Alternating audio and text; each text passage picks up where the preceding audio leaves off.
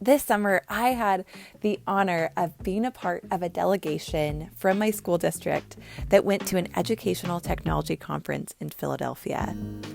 I went with a group of teachers that were passionate and excited about teaching, but teachers that I personally had never met before. The fun of this is that over the course of several days of learning, exploring, and eating good food together, we went from being a group of strangers to a group of friends.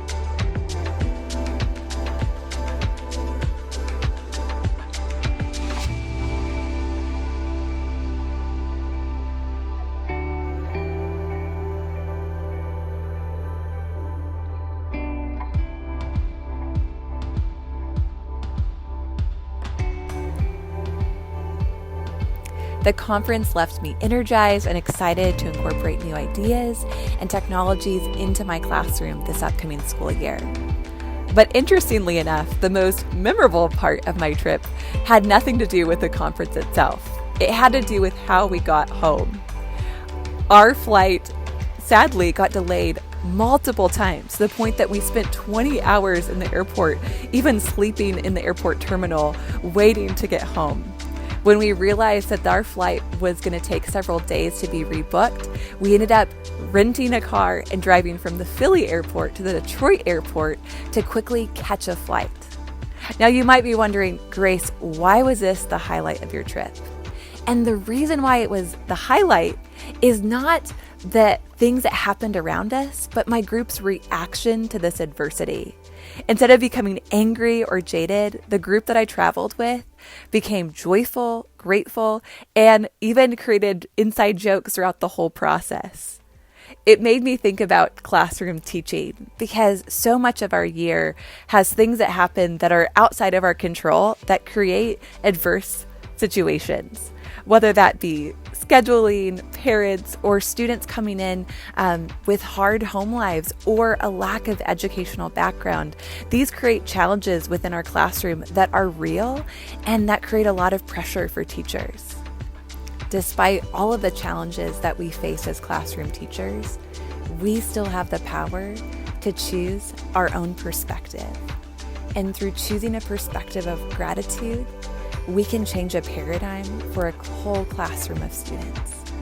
I love a quote from C.S. Lewis that says, "You can't go back and change the beginning, but you can start where you are and change the ending."